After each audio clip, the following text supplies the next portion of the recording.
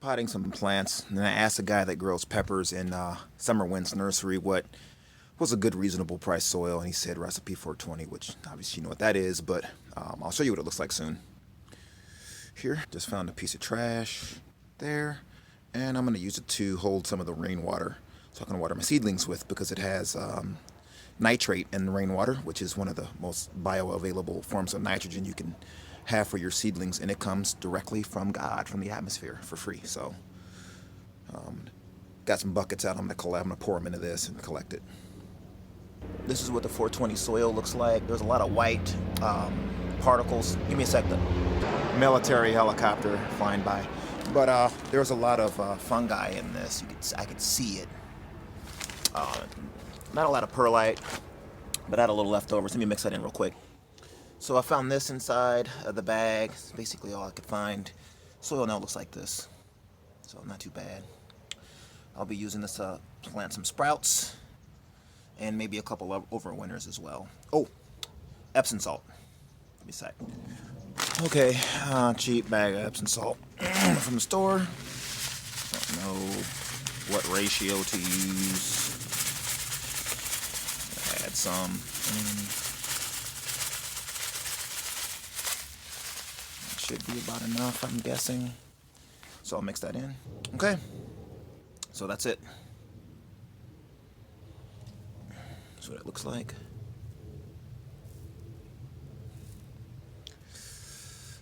A few sticks in it. It's not real soil, obviously. That I've been preaching this whole time. It's peat moss, which is unsustainable and whatnot, but I'm just trying to get seedlings to a good start, and obviously they go in dirt. They're not going in any potting mix or nothing like that, unless they're in this. I'm still trying to figure out a way to have real soil in these, but I haven't yet. A lot of these are cut back just because they looked horrible, so I cut them all back. And then it rained, which is really good, so the growth should come back pretty nice if this thing would focus. So that's all these. Some are missing because I threw them away because they just look way too bad to keep. All right, just checking out some leafy greens I planted. Collards, or some more snapdragon here and there. Some dinosaur kale. Around here, these snapdragons are doing a little better. I got some more. My collards, F3 grown in Arizona. Not really F3 across, but just F3 grown in Arizona. Some back there, some purple Brussels sprouts. Some dianthus here and here. Just planted those today. Snapdragon here, doing good. Cheripita is doing well. These super hots are doing good. Leaves are coming back. I'm noticing in Arizona, the more I water, the more consecutive weeks in a row I water with hose water, chlorinated hose water, with no nitrates from the rain, the worse my plants look. No matter what I try to fertilize with, they look worse and worse. But it's raining, so they're coming back. Some more dianthus there. Those three in the back. And there's one scraggling looking one that I still planted anyways, but it looks really bad. I'm gonna have to transplant this because it gets all shade. That's south, so it gets all shade all day, but it's still wanting to flower, which is cool. Oh, this is Eartha Beaver, and Alyssum oxide Scotch bonnet with my seed saver right here. So some of the eggplants I got to take out. It's looking a little grainy in the video. This camera does take really, really good low light shots. And then some purple lady bok choy that I planted. It's doing well. This was the original earthworm bed. I had earthworm 55-gallon barrels, and I just dumped out all the earthworms and the soil in here. It's raining again, which is good because we never get rain, and grew in here. So that's what this soil came from. All right, so here's another ferment, this time a verde. Got tons of tomatillos that I've already started adding to there with 3 bunches of cilantro. Most of the stems on the bottoms are cut off. I want to be lazy, so I'm going to use some garlic. I'm using all of it. Pink Himalayan salt, some coriander fresh ground today, and then peppers from the garden, some Kingstar white Thai, and some 2 other varieties. Looks like one of the varieties is, and I don't know what their names are, but one is this one. Looks like this. And then the other one is that. They're green, but so that's it. This I got from the Salvation Army along with the top. I was going to try to drill a hole, but I found out, wow, God hooked me up because it's already there. And I did not plan this. I didn't even know it was there.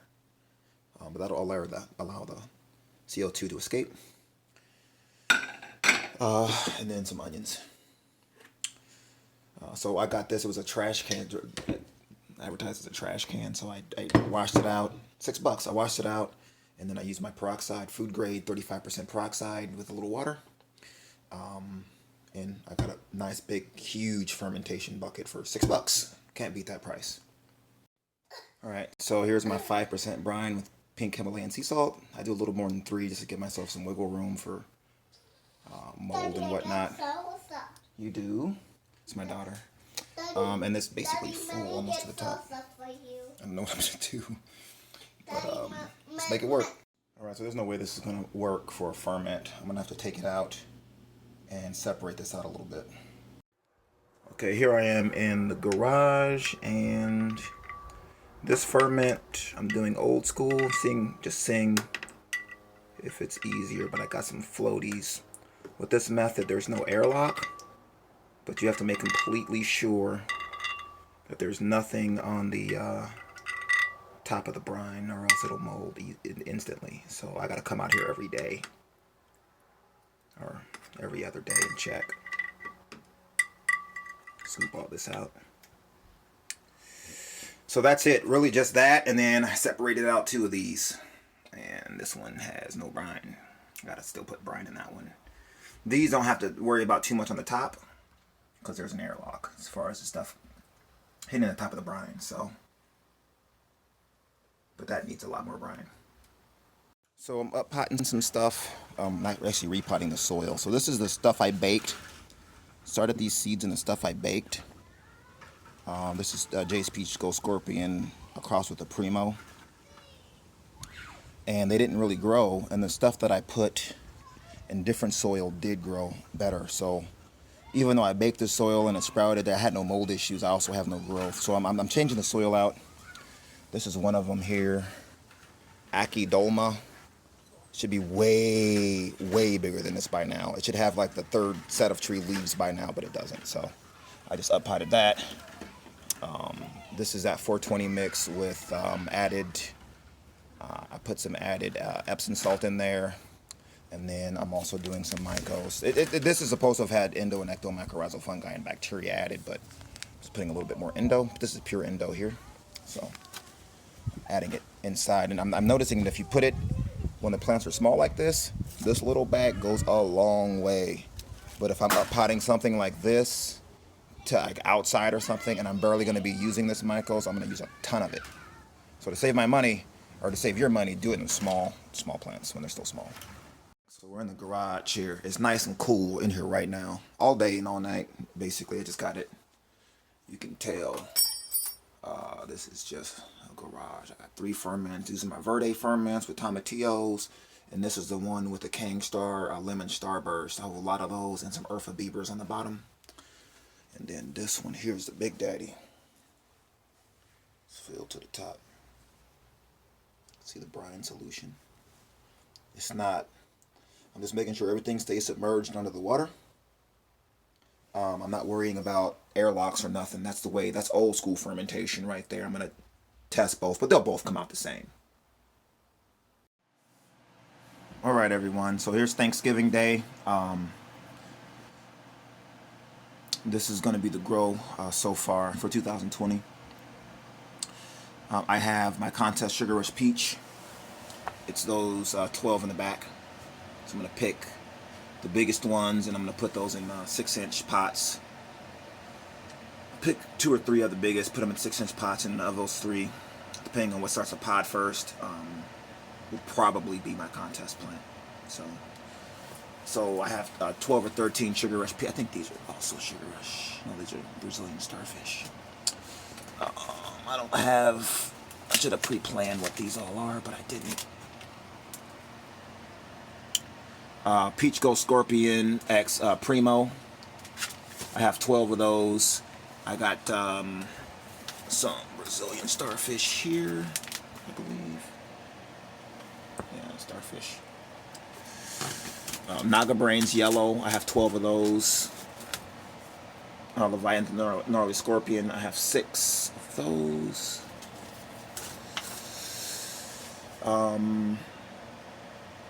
And give me a sec. One that I'm extremely excited for is the Reaper Pink Peach or Peach Pink of the F5 fattest peppers.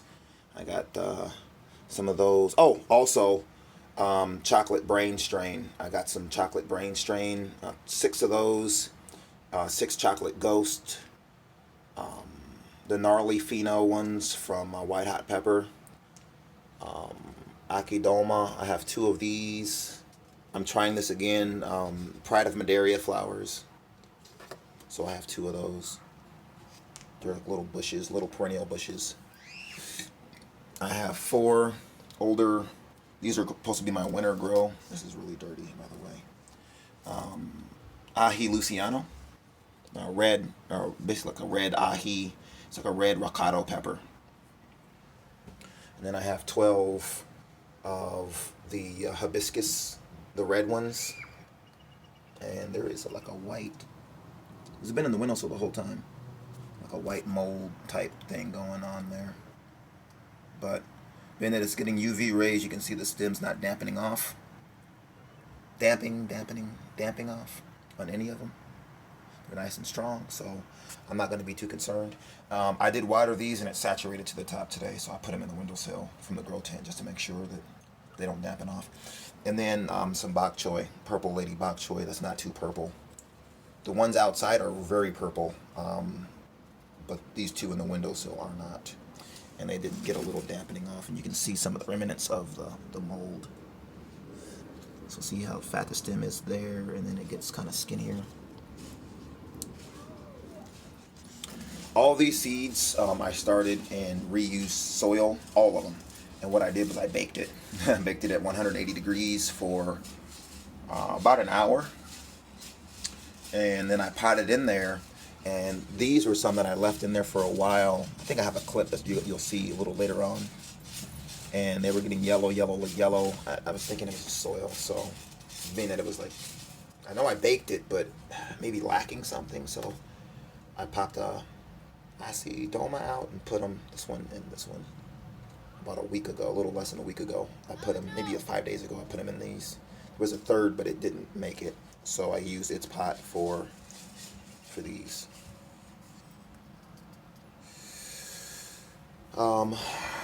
Just a spare chocolate brain strain. So back in the grow tent, these are the chocolate brain strain, and this one sprouted, and I was like, man, it looks really weird before it got its true leaves, but I put it in anyways. And the soil was baked, so I don't think it was in the soil, unless it can take extreme temperatures. I'm excited to see what that thing is. So these again are my chocolate brain strain. So I have 6, and the 7th is in that cup. And then these here are the chocolate ghost here. And then I have some berries, wild berries, 2, 3, and then a big pot of them outside as well. Standing in my grow tent, I got some random overwinters. Let's see here, Reaper Boot Orange Copenhagen, and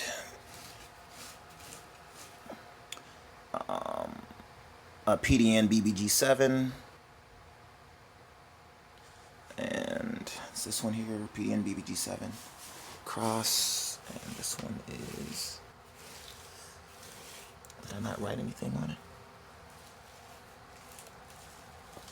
I didn't. It's either a Reaper or a BBG7 crossed with a PDN as well. So that's what that one is. These are all white habaneros here. This is a Kingstar white tie. And these are the two front yard peppers that were in the front border right by the door, the front door. And I see some new growth on them, so they're alive. The stems aren't browning, so they're not dying, so they're looking good. These here are all cinnamon basil. And then these are just random leafy greens that I started. So all random leafy greens for the winter. Lighting this is a bloom spec. It's a 1200 watt without the reflectors. Bloom spec before they stopped selling it. And then I got another bloom spec here. I believe this is a 600, but with the reflectors.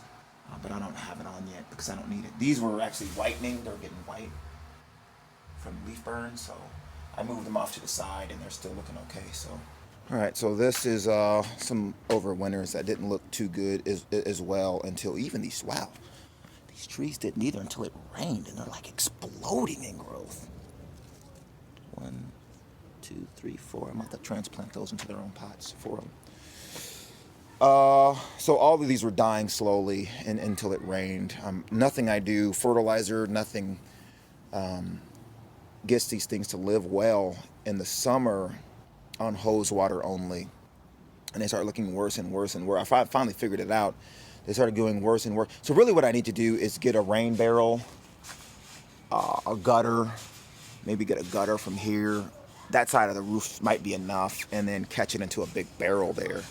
But I'd have to buy, I don't own, so I'd have to buy a ladder, buy the rain barrel, rent a ladder or something, put it up there, make the expense mine, you know, buy the cistern. I mean, I don't know. So, Kingstar white tie looking horrible as well, but it's probably going to bounce back. This is my strongest of all the plants. It's going to eventually be a bonsai, but I'm going to overwinter it soon. I'm not going to take this soil into that tent. All the plants that go in the tent, I rinse off with a hose the leaves, cut off as many leaves as possible, rinse off the roots and repot them. Trim the roots down as well, repot them in the small pots. So, look at that. That weird situation that happens with peppers that we see. I can't remember the name of it. I'll probably put it on the screen if I remember to. But we have new growth. So, black habanero from Refining Fire Chilies, Chula Hockley Negro. These were all struggling bad until now, until the rains came, and they like, just from rain. I read that rain has nitrate in it, so that might be why. Here is the purple lady bok choy that's more purple. I got this from rareseeds.com. So I'll be harvesting these up in another couple weeks. And then whenever I see holes, I always look for those little worms. But I'm not seeing any. Purple lady bok choy, really good. 2 eggplants, I'm going to also overwinter those. All right, got some pollination action going here for the winter time. From Juca, this is a Reaper crossed with, there's a little pod there. A Reaper crossed with one of the chocolate 7 pots. I can't think of the name of it though. Douglas. Reaper crossed with Douglas. Some more over. This is an overwinter here. This is that one plant that was in that bed that survived full sun. So I'm going to be crossing a lot of things into this as a female. And some more pods. This is my Costa Rica chili potting up. So I'll be crossing things into this as the mother as well because of this dark foliage. So Costa Rica chili. Baby bird's eye still alive. This is the BOC Reaper. Tons of pods. I just saved seeds from it today, and I got like 17 seeds from one pod. So more of those. Some snapdragons down there. Some dinosaur kale. Oh, this one is sparkly white. Ahi Fantasy sparkly white with a couple pods. I'm gonna save seeds from that. Some more snapdragon for pollination. This is my peach wasp. I'm gonna overwinter. It's probably potting up, but it's just too late. It's just too late. Peach reaper or peach wasp. It's too late for you. Some leafy greens. I got some because these will flower all winter. So buckwheat for pollination. Some tomatoes. I'm just not trellising or anything. Leafy greens. This bed, I think I figured out what it was. It was a magnesium deficiency. So I put Epsom salt in, and other than this thing that didn't survive, actually it might still be alive. I'm gonna water it. It's real dry. Tatsoi, some radish, and calendula flowers for pollination. One of that basil's still alive. Calendula as well. And Swiss chard. Those same peppers are doing better now that the rains came. This bed's doing well. I harvested a lot of these as green pods, and I'll show you what I did. Well, you'll see. This guy wants to reaper, a PDN reaper, Urfa Bieber. I took a couple pods off of this already, and it still has a few more. Doesn't look too good, but it survived, so I don't know if you can see that pod down there. A couple red pods, my chocolate jigsaws, and a lemon starburst back here. A few pods on it. I believe these are like, been harvesting a lot of pods off of these too. It's flowering up like crazy. These are nice wide bushes. I'm gonna overwinter this one and this one for sure. Probably not those. This thing didn't produce anything all season, not one pod, so I'm probably not gonna overwinter that one. More of those berries. I'm using it to hold down all the shade cloth to kill that grass that was down there. So I've been taking them out and potting them up. There's a deficiency here as well, phosphorus or something. Sweet apple canby peppers. I just took a ripe one today. I don't really care for the flavor of those. Cinnamon basil and a cinnamon basil seedling that seeded itself. And apocalypse scorpions. I took a lot of green pods off of this. It's not gonna make it.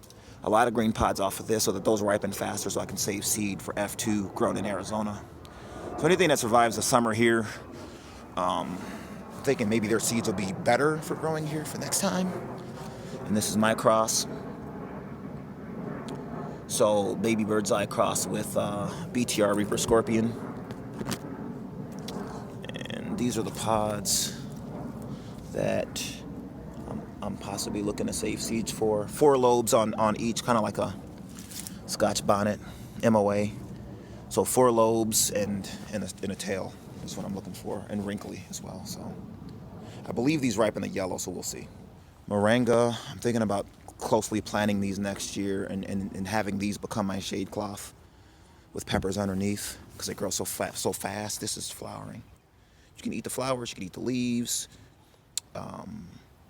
You can eat the seed pods ripe or green like edamame. You can let them dry and eat them as bread. The roots feed nitrogen to the soil because they're nitrogen fixing. And they provide dappled shade, so like the perfect plant to grow. Perfect plant. Everything's moved out of this bed. This is basically the shade wall. I gotta take this sweet potato, the purple sweet potato out. One pepper gets a little bit of sun up until this point. So I don't know what I'm gonna do with it, if I'm gonna try to overwinter it or not. It grew underneath this flowering thing all summer. So some more greens, lawnmower clippings for, it's gonna convert back into soil soon. Some more pollination going on. So I have some dianthus, snapdragons, my leafy greens. I started seed from all those, so cabbages, Brussels sprouts, maybe some collards here, I believe. There's my pepper. I believe this is a alyssum oxide Scotch bonnet. So these two are my seed savers. There's one there, and a weird looking, really cool looking one there. Alyssum oxide. Ahi terapita. I'm definitely gonna overwinter this one. So ahi terapita. There's a tomato back there growing. Some more snapdragon, and then my pods. So big caramel mama. I believe there was a pod or two on this one that looked cool. The plants are still struggling from, I think it's literally from all the hose water. And then an eggplant I'm going to probably overwinter. Some more dianthus flowers back there for pollination. And then my CGN 21.5 is loaded up with pods.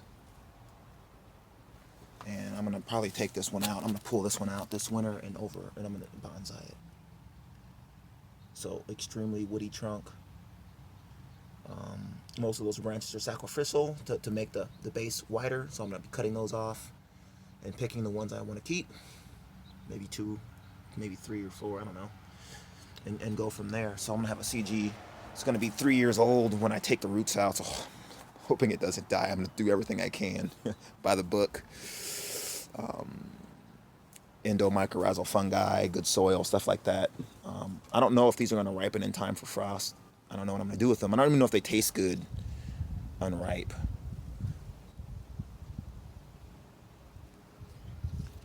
It's really hard to even know when they're ripe. This is green, so definitely not ripe. But look at this one. It's like an orange color. Maybe ripe. So that's the garden. Got a couple more overwinters to take. None of these are, it looks like they're starting to ripen, but none are ripe yet. They're real small. I'm going to try to cross some stuff into this, though, in the grow tent. So it's going to be grow tent crossing all winter long with my strongest plants for F1 Arizona next season. So I'm going to probably start a few more seeds. I have enough already, but why not start more and just grow them in a tent? All right, so looking at, oh, my son put some chanclas here.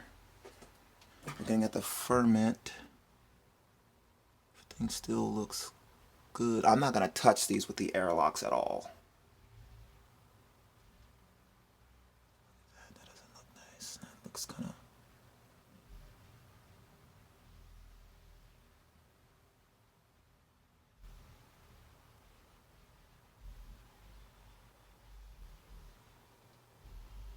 I don't know. The water level...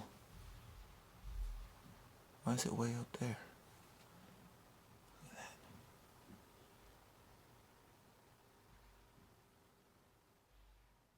I gotta check those out. Okay, so the water level was a little bit too high, so I dumped it out. Luckily, even though I had them in these airlocks, I made sure to put weights and a follower, which is basically collard leaves, to keep everything under the brine, even though I had airlocks. So I had a double safeguard. So everything is still good. Thank God. Everything is still good. There's a lot of ferment to waste. So, yeah. So we're good. Thanks for watching.